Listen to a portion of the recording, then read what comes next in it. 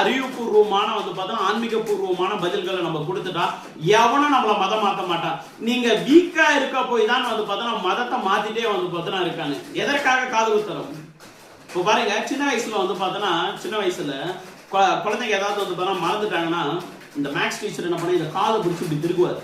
திருக்க சார் ஞாபகம் வந்து சார் ஓகே 1+1 2 சார் அப்படின்னு வந்து பார்த்தோன்னா சொல்லுவோம். ஏன் காதை பிடிச்சி திருகுனா எப்படி மெமரி பவர் வந்து பார்த்தோன்னா வரும்? அதுதான் வந்து பார்த்தோன்னா சயின்ஸ். அதுதான் வந்து பார்த்தோன்னா சயின்ஸ். லேடிஸ் ஏன் கம்மல் வந்து பார்த்தோன்னா போடுறாங்க? இந்து மதத்துல கம்பல்சரி இதை ஃபாலோ பண்ண. ஏன் கம்மல் வந்து பார்த்தோன்னா போடுறாங்களே? அது காரணம் என்ன தெரியுமா?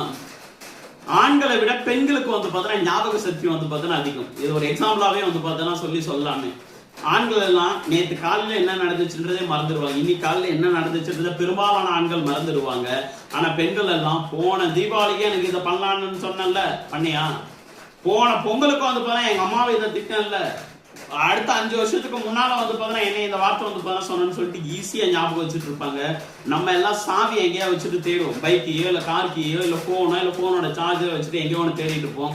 அதுவே நம்ம வீட்டில் இருக்கக்கூடிய நம்மளுடைய வந்து பார்த்தோன்னா அம்மாவா இருந்தாலும் சரி, இல்லை ஒய்ஃபா வந்து பார்த்தோன்னா இருந்தாலும் சரி, இல்லை அக்கா தங்கச்சியா இருந்தாலும் சரி, இல்லை பசங்களா வந்து பார்த்தோன்னா பொட்ட பிள்ளைங்களா இருந்தாலும் சரி, நம்ம ஏதோ ஒன்று கேட்கணும், அவங்க ஏதோ சமைச்சிட்டு இருப்பாங்க, ஏதோ ஒரு வேலை பார்த்துருப்பாங்க, அங்கே வச்சிருப்பா பாரு, அங்கே போய் தேடு அப்படின்னு கரெக்டாக ஞாபகப்படுத்தி வந்து பார்த்தோன்னா அனுப்புவாங்களே.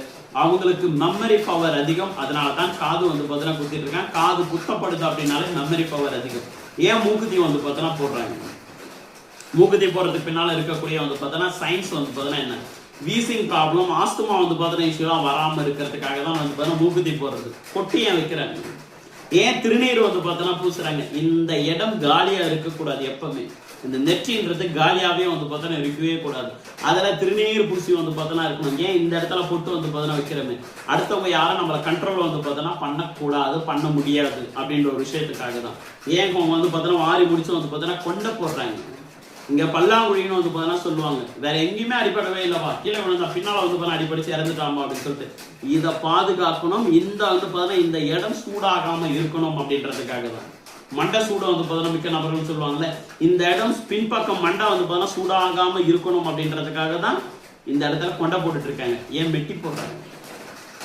மெட்டி கல்யாணம் ஆனதுக்கு அப்புறம் ஏன் மெட்டி போடுறாங்க? மெட்டி போடுறது மூலமா வந்து பார்த்தோன்னா கர்ப்பப்பையில் இருக்கக்கூடிய பிரச்சனைகள் ஆட்டோமேட்டிக்கா சால்வ் ஆகும்.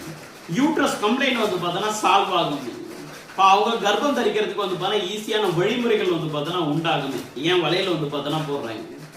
ஏன் வளையல் போடுறது மூலியமா வந்து பார்த்தா என்ன? ஒருத்தவங்க வந்து பார்த்தா கன்சீவா இருக்காங்க, வளகாப்பானிக்கு வந்து பார்த்தா ஃபுல்லா என் வளையல் வந்து பார்த்தோன்னா போடுறாங்க. இந்த சத்தம் குழந்தைய ஆக்டிவேட் வந்து பார்த்தோன்னா பண்ணும்.